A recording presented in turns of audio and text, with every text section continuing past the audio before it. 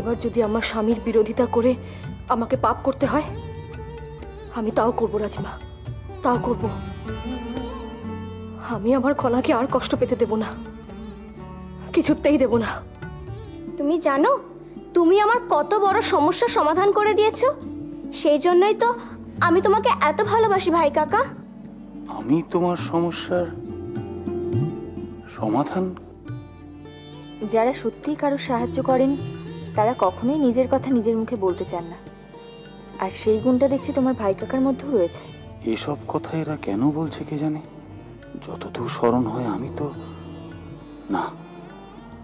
তো খনাকে তেমন কোনো ব্যাপারেই কোনো সাহায্য করিনি। কি ভাবছো? না, জানো ঋদ্ধিমণি, আগেরবার যখন রাজসভায় গেছিলাম তখন নানা বিপদ, নানা সমস্যার সম্মুখীন হতে হয়েছিল, কিন্তু এবার ভাই কাকা আমার মধ্যে অনেক শক্তি ভরিয়ে দিয়েছে। এবার আমি জয় পাবই। তোমার এই আত্মবিশ্বাস সবটাই কিন্তু তোমার ভাই কাকার জন্য। এই জন্যও কিন্তু আপনার একটা ধন্যবাদ প্রাপ্য রাজকুমার। এখন চলো খনা, চলো।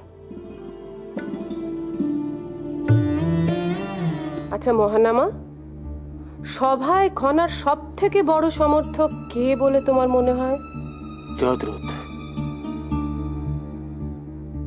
এমনিতেই সে দাদা বৌরানী আর খনার সব থেকে বড় সমর্থক। তা জয়দ্রথের ব্যাপারে তুমি কি ভাবলে শুনি? জয়দ্রথকে কোনোভাবেই সভাস্থলে থাকতে দেওয়া যাবে না, যেভাবেই হোক ওকে আটকাতেই হবে। হ্যাঁ, তার সঙ্গে এটাও দেখা দরকার জয়দ্রথ যেন অন্য কোনো বিষয়ে ভাবার অবকাশই না পায়। যেভাবেই হোক ও যেন মহানামার পরিকল্পনা সম্পর্কে কোনো হদিশই না পায়, সেটাও কিন্তু আমাদের লক্ষ্য রাখতে হবে ত্রিজটা। পিতা হিসেবে আপনি আপনার কন্যাকে ভালোবাসেন ঠিকই, কিন্তু রাজা হিসেবে আপনি এমন কিছু কিছু সিদ্ধান্ত নিয়েছেন যেখানে সামনে আমাদের কাছে আর কোনো পথই খোলা ছিল না। এসব তুমি কি বলছো ইশিকা? আমি ঠিকই বলছি মহারাজ। রাজধর্ম বড় ধর্ম আমি মানছি, কিন্তু তাই বলে নিজের সন্তান, নিজের আপনজনদের এভাবে। ইশিকা, তুমি উত্তেজিত হয়ে পড়ছো, তাই তুমি অযৌক্তিক কথা বলছো। যুধিষ্ঠিরও পাশা খেলায় দ্রৌপদীকে ব্যবহার করেছিলেন, হয়তো এতে ওনার কোনো মহান উদ্দেশ্য ছিল, কিন্তু শেষে তো দ্রৌপদীকে লজ্জার শিকার হতে হয়েছিল। তুমি এসব কি বলছো ইশিকা? তুমি শান্ত হও, দয়া করে তুমি শান্ত হও। পুরুষদের নেওয়া সিদ্ধান্তে দ্রৌপদীর মতো নারীরা আগেও ভুক্তভোগী হয়েছে এবং আজও তাই হচ্ছে।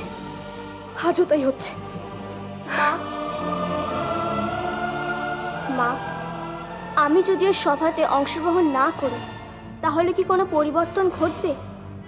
আর আমি যদি শিক্ষার অধিকার জয় করতে পারি, আমি যে এক নতুন দিগন্তে উন্মোচন করতে পারবো মা। কিন্তু খনা, এর জন্য যে তোমাকে আরো অপমান, লাঞ্ছনা সহ্য করতে হবে, সেটা তুমি ভেবেছো একবারও?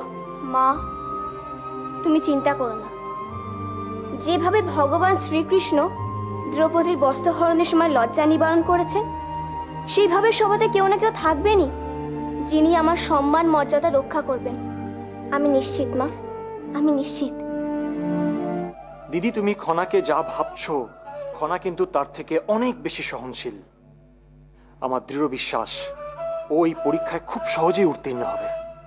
কিন্তু জয়দ্রথ, সভায় খনা সবার সামনে অসহায়ের মতো এভাবে পরীক্ষা দেবে? দিদি, তুমি খনাকে কেন অসহায় ভাবছো? খনা সিংহলের আর 5 জন বাকি কন্যাদের মতো নয় দিদি, আর সেই জন্যই তো খনা ভাগ্যলক্ষ্মী। নিজের উপর থেকে তুমি কখনোই বিশ্বাস, ভরসা এগুলোকে হারাবে না, তাহলেই জানবে তোমার জয় নিশ্চিত। আরেকটা কথা মনে রেখো, আচার্যদেব কিন্তু সিংহলের সব নারীকে ওই কলম উপহার দেননি, দিয়েছিলেন তোমাকে। তাই এখানে তোমার কর্তব্য কিন্তু অনেক বেশি, অনেক বেশি খনা।